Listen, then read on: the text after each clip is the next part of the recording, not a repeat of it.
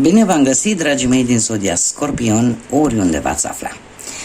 Bine ați venit tuturor, atât celor care sunteți deja abonați ai acestui canal, Tarot Flori de Loto, cum de asemenea și celor care poate sunteți pentru prima oară pe acest canal. Tuturor bine ați venit. Eu sunt Nina și ca de obicei mă bucur să vă am alături la fiecare lectură.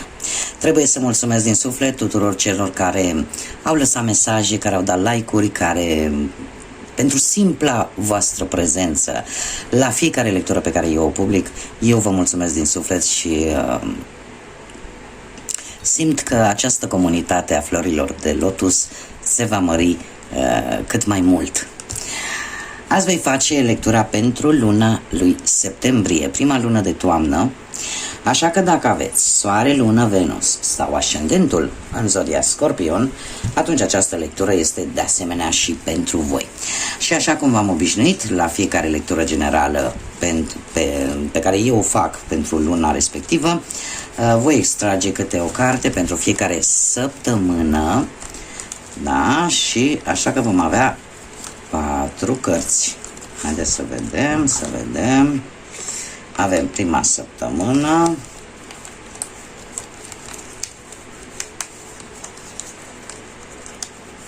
a doua,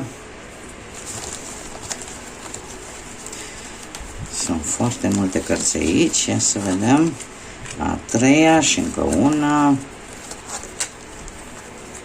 și a patra. Bun, dragilor, haideți să vedem ce avem aici. Prima săptămână din septembrie. Se pare că în prima săptămână te vei simți, vei avea ori vreo întâlnire cu un amică, un prieten foarte apropiat.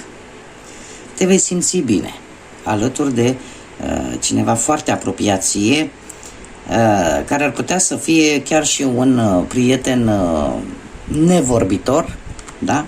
Poate unii dintre voi, nu știu, veți vrea să achiziționați sau să aveți un animăluț de companie sau pur și simplu veți avea o apropiere așa, care vă va face plăcere cu un amic sau o amică. În a doua săptămână avem flautul. Of. O dezamăgire vis-a-vis poate de un prieten sau de cineva pe care voi l-ați primit în viața voastră sentimentală. Veți fi dezamăgiți și eu aș spune că dezamăgiți poate în urma unor bârfe, posibil, a ceva ce voi veți auzi, iar asta vă va aduce dezamăgire. În a treia săptămână din septembrie avem cocoșul.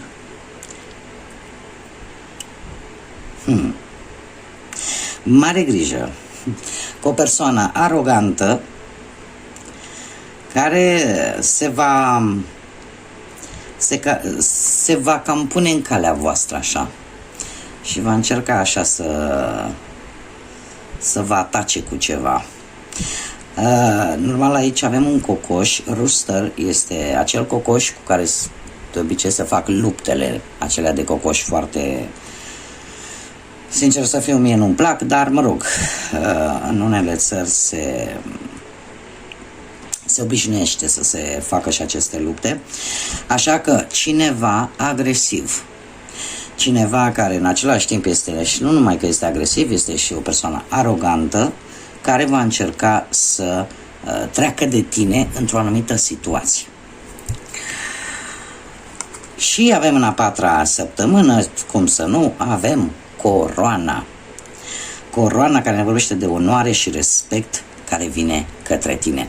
Asta îmi spune de faptul că nu îți vei pierde demnitatea, nu te vei lăsa doborât de niciun cocoș arogant și agresiv, chiar dacă probabil că tu, prin naturalețea ta, dragă Scorpionule, poate ești obișnuit deja cu dezamăgirile și faptul că vei mai auzi de ceva în plus, ceva bârfe, și chiar dacă dai peste persoane arogante, știi exact cum să faci ca să cum să abordezi problemele acestea.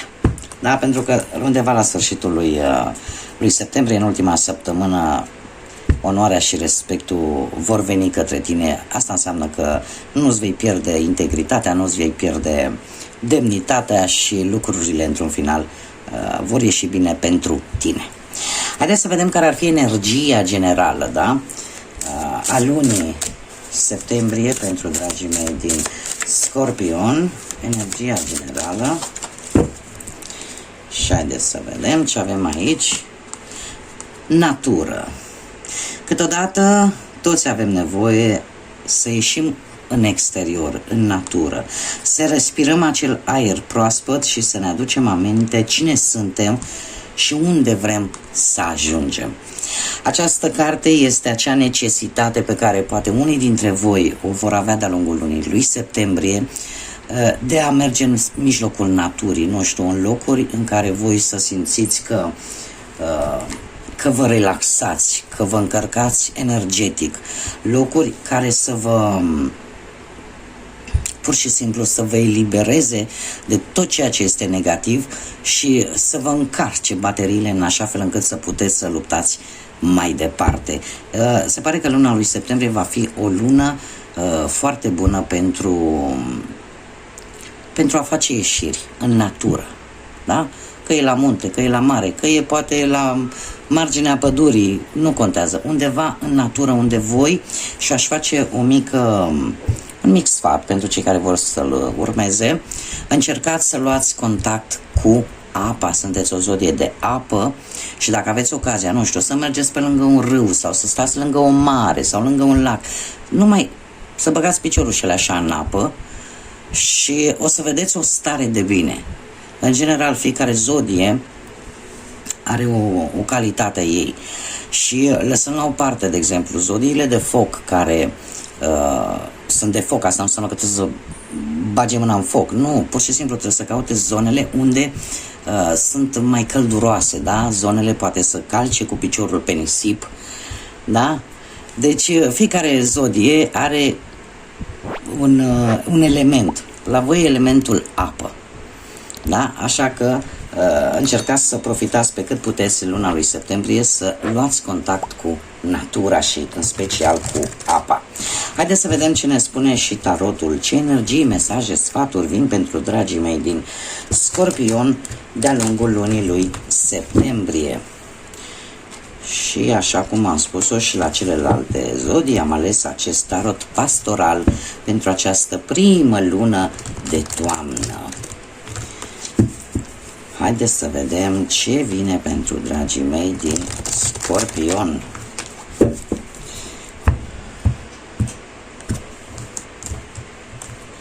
Bun. Ia uitați ce special. Avem spânzuratul, avem un 10 de cupe, avem un 3 de spade, avem un 4 de bâte și justiția. Bun. Așa, situația actuală cu spânzuratul, se pare că unii dintre voi ori trebuie să luați o decizie, dar încă nu sunteți în clar și cumva v-ați autoblocat, ca să zic așa, pentru că nu vedeți voi lucrurile foarte, foarte bine. Spânzuratul, de asemenea, îmi poate vorbi de a suspenda, pur și simplu, sau a întârzia anumite decizii. Poate pentru unii dintre voi e posibil să fi făcut un sacrificiu pentru ceva sau pentru cineva și cumva încă nu ai luat hotărârea definitivă. Da? Ce ar mai putea să fie? Ar mai putea să fie poate cineva care poate ți-a cam luat posibilitatea asta de a-ți folosi liberul arbitru. Da? Cumva ți-a suprimat așa un pic voința. Sau poate ești într-o situație care nu depinde doar de tine. Sau poate de cineva anume, poate e o situație care depinde strict de alți factori. De asemenea, dacă vorbim pe planul ăsta profesional, e posibil ca sacrificiul tău în ceea ce privește locul de muncă, ceea ce faci tu la muncă, activitatea pe care tu o prestezi, să nu fie valorată la adevărata evaluare, poate să fie în situația în care să aștepți să se schimbe ceva, dar bineînțeles că nu știi cât va dura sau dacă se va schimba ceva într-un final. Da, e o situație de blocaj și aici pe partea asta profesională. E posibil unii dintre voi în acest moment să se gândească dacă să rămână sau nu la locul de muncă în care se află acum și unde se pare că nu sunteți foarte mulțumiți. Dacă vorbim de bani, se pare că a economisi pentru voi este foarte prioritar în acest moment și încercați să faceți cât se poate, să nu faceți cheltuieli foarte care nu vă trebuiesc, da? Să vă axați strict pe ceea ce vă trebuie și nimic mai mult. Pe partea dragostei spune că unii dintre voi e posibil ca în relație, ca relația voastră să fie un pic blocată și un pic ambiguă. De ce? Pentru că poate a trecut prin niște faze de așa, de veniri, plecări, ne împăcăm, ne certăm, iar ne împăcăm. Unul din voi, da, e posibil să se fi sacrificat renunțând la propria voință, din teama de a nu-l pierde pe celălalt. Da? Iar cei care sunteți singurei, se pare că nu e chiar, cel puțin în acest moment, da? Nu e chiar un moment, momentul e un pic blocat, e o perioadă destul de blocată în a găsi pe cineva. Acum haideți să vedem ce se întâmplă și în septembrie, pe partea muncii, pe partea profesională, lucrurile vor merge bine. De ce? Pentru că avem un 10 de cupe care îmi vorbește de a te vedea ceilalți, de fapt, care este valoarea ta. Vei deveni un pic mai important la locul de muncă, ceilalți se pare că încet vor începe să aibă încredere în tine și dacă erai în căutarea unui loc de muncă de-a lungul lunii lui septembrie, se pare că vei reuși să găsești un job satisfăcător, vei primi o veste, un anunț, un telefon, da? Cineva îți va spune de un job care să fie foarte, adică destul de satisfăcător pentru tine, pentru ceea ce tu cauți. Așa că eu aș spune că poate acest job să vină în urma unui eveniment familiar. Da? Nu știu, că poate să fie o zi de naștere, că poate să fie vreun botez, că nu știu. La un eveniment familiar e posibil să afli de acest post. Sau, aș mai zice eu, vei avea, cum să spun eu, îți vei urma inima și vei ști că ești pe drumul cel bun. Ceva în interiorul tău acolo îți va spune că din punct de vedere profesional cumva mergi către bine. Pe partea bănuților avem un 3 de spade. Un 3 de spade care aș zice eu că de asemenea, bine am văzut aici, ești pus să faci economie, ești pus să nu faci investiții, chiar dacă, să zicem că ți-ai impus lucrul ăsta, să faci economii și totuși apar ceva probleme la nivelul bănuților, ar trebui să lași orgoliu deoparte și dacă vezi că nu reușești să o scoți la capăt singurel-singurică, să ceri ajutor. Da? Dacă cumva e posibil să apară o problemă materială la care tu să nu-i dai cap, să nu-i reușești să o rezolvi singurel, ar fi bine să ceri sprijin, să ceri ajutor. Și aș mai spune că așa, per general, ți se cere în continuare să nu te hazardezi cu cheltuielile. Da? Să rămâi la fel de prevăzător vis-a-vis de partea asta materială. În dragoste avem un 4 de bâte, care îmi vorbește de evenimente. Poate că unii dintre voi chiar aveți posibil căsătorie, nuntă, botez sau un eveniment în familie important. Da? Ce ar mai fi, cei care sunteți într-o relație, se pare că sunteți mai uniți și aveți multe momente de bucurie și de fericire, o stare de bine, o stare pozitivă din punctul ăsta de vedere sentimental. Pe partea asta, cu cei care sunteți singurei, sunt mari șanse să găsiți pe cineva la un eveniment de-a lungul lunii lui septembrie. Haideți să vedem ce sfat vă dă tarotul sau ce informații suplimentare și avem justiția, semnul balanței. Justiția care ne vorbește de echilibru, de dreptate, de cauză și efect, ne vorbește de o lipsă de rapiditate în rezolvarea unei anumite situații, care poate să fie de natură legală, poate judiciară sau pur și simplu legat de anumite contracte, legat de anumite documente. În general, cam tot ce ține de partea asta birocratică, da? Lucrurile se vor mișca, să zicem așa, mai lent decât v-ați fi așteptat voi. Dacă vorbim de muncă, se pare că sunt șanse să poți să faci anumite colaborări sau anumite înțelegeri sau asocieri, da? Mai ales pentru cei care lucrați pe cont propriu. Iar dacă vorbim de bănuți, e posibil să vă apară așa o mică lovitură de noroc care să vă surprindă. Ceva care va veni, nu știu, poate vei recupera niște bani de la care îți luase gândul. Sau vei primi o plată extra. Sau pur și simplu, nu știu, sau vei primi poate niște bani în urma unei sentințe judiciare, da? Sau în urma unei moșteniri. Posibil și lucrul ăsta. Dacă vorbim de dragoste, cei care au conflicte, încet se vor rezolva și lucrurile vor merge înainte. Cei singurei, se pare că persoana pe care e posibil ca voi să o cunoașteți de-a lungul lunii lui septembrie, această persoană să lucreze într-o instituție a statului sau poate chiar în domeniul ăsta legal al justiției, da, nu știu, avocat sau oricare altă instituție care are legătură cu legislația, cu legile, da, sau într-o instituție a statului. Haideți să vedem ce numere angelice am pentru voi, dragilor din Scorpion, în această perioadă. S-a întors 27, hai să mai scoatem. Avem în 27 ori data de, și aici mare atenție, data de 9 sau data de 27 septembrie, să aibă o anumită importanță, sau persoanele născute într-o zi de 9 sau într-o zi de 27.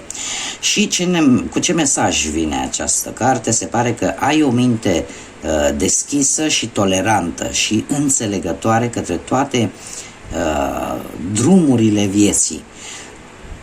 Îți valorezi libertatea de expresie și îți dorești să îmbunătățești condițiile anumitor persoane.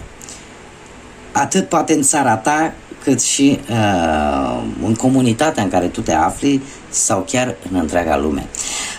Îmi vorbește foarte mult, poate de unii dintre voi care e posibil, nu, să lucreze cu anumite asociații de întrajutorare sau de ghidare. În general, acele asociații, poate non-profit, unele dintre ele, dar care în special obiectul activității este acela de a ajuta pe ceilalți. Da? Și ceva evenimente sau ceva să aibă legătură în aceste zile cu acest aspect. Și mai avem de 3 ori repetată cifra 3, asta înseamnă ori 3 de septembrie, 6 septembrie, 9 septembrie sau persoane născute într-o zi de 3, într-o zi de 6 sau într-o zi de 9. După cum bine vedem, se repetă că și aici avem un 9 și aici ne este tot un 9. Despre ce ne vorbește? Ți se cere să-ți folosești calitățile de muncitor al luminii spirituale pentru a-i ajuta pe ceilalți. Trăiește propriile tale adevăruri și fii o lumină pozitivă pentru ceilalți. Cum am mai spus, ceva legătură are cu a fi altruist, a te gândi și a încerca să-i ajuți pe ceilalți. Haideți să vedem ce spirit animal te va însoți, dragilor din Scorpion, ce spirit animal vă va însoți de-a lungul lunii lui septembrie. Haideți să vedem. Se pare că sunteți foarte darnici, chiar dacă, uite, mai dați și peste cât un bobiță care vă va pune așa bețe în roate. Haideți să vedem ce avem aici. Avem și o pârla, regenerare. Păi cum să nu vă regenerați voi? Din pământ, din iarbă verde, de acolo de jos, vă regrupați și urcați către cerca pasărea Phoenix. Haideți să vedem ce ne spune. Se pare că ești un supraviețuitor. Nu contează ceea ce ți se întâmplă, tu întotdeauna te poți adapta, îmbrățișează această transformare, pentru că tu ești maestru al regenerării.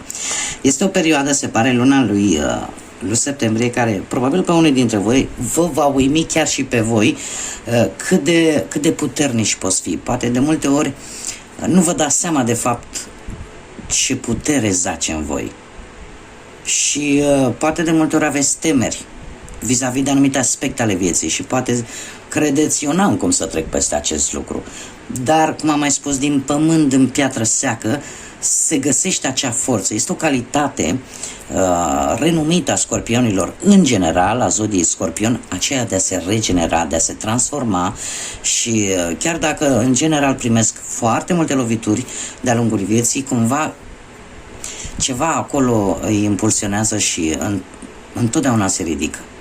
Așa că este o lună de regenerare pentru voi, dragilor, din Scorpion. Eu vă doresc totuși să aveți un septembrie înțelept, mare grijă, da, cu ce am văzut aici.